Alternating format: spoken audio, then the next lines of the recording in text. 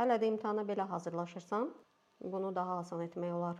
Bunun üçün notebook qələmdən istifadə edəcəyik. Niyə notebook qələm? Birincisi pulsuzdur. İkincisi isə cavabları yalnız sizin yüklədiyiniz materiallara əsasən verir. İndi brauzerdə notebook qələm yazırıq və sayta daxil oluruq.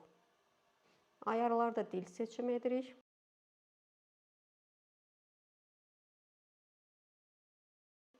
Yeni notebook yaradırıq və adını qoyuruq.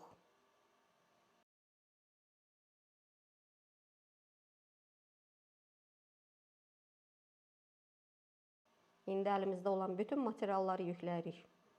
PDF-lər, imtahan sualları, hər nə varsa. Nümunə üçün 5 imtahan sualı götürək. Bu sualları sənəddən kopyalayıb chat bölməsinə yerləşdiririk. Bir neçə saniyəyə cavab hazır olur. Yeni Word faylı açırıq və cavabları ora kopyalayırıq.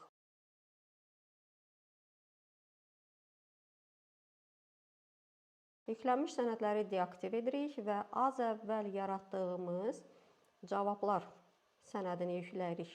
İndi bizə yalnız bu sənəd lazımdır. Bu mərhələdə artıq materialları möhkəmləndiririk. Studiyada bunun üçün çox geniş imkanlar var. Məsələn, mövzunu tam başa düşmək üçün mental xəritə yarada bilərik. Əsas məlumatları vizual şəkildə göstərmək üçün infoqrafika hazırlaya bilərik. Yadda saxlamaq üçün flash kartlar, özümüzü yoxlamaq üçün testlər yarada bilərik. Və bunlar hələ hamısı deyil. Gəlin mental xəritə yaradaq. Bir kliklə sistem saniyələr ərzində mental xəritə yaradır.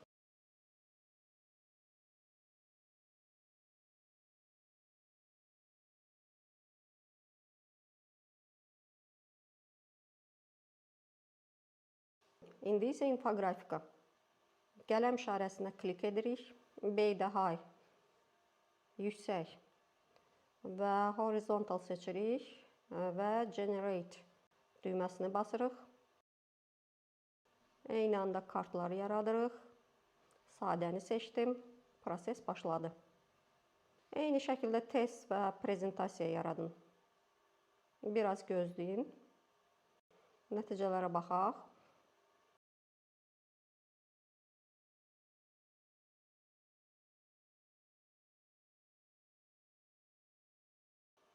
Kartların bir üzündə sual, digər üzündə isə cavab var.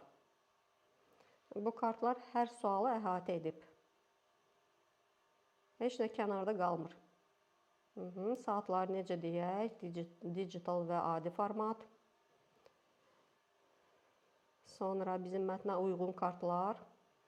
Bir tərəf sual, digər cavab. Studiya qaydaq. İnfoqrafika hazır. Mükəmməl görünür. Kvizə baxaq. Bu kvizlə materialı tez yadda saxlayırsan. Studiya qaydaq. Prezentasiya hazır. Baxın buna. Necə maraqlı, necə professional alınıb. Diqqət edin, məlumatlar düzgün, struktur aydın və heç bir səhv yoxdur.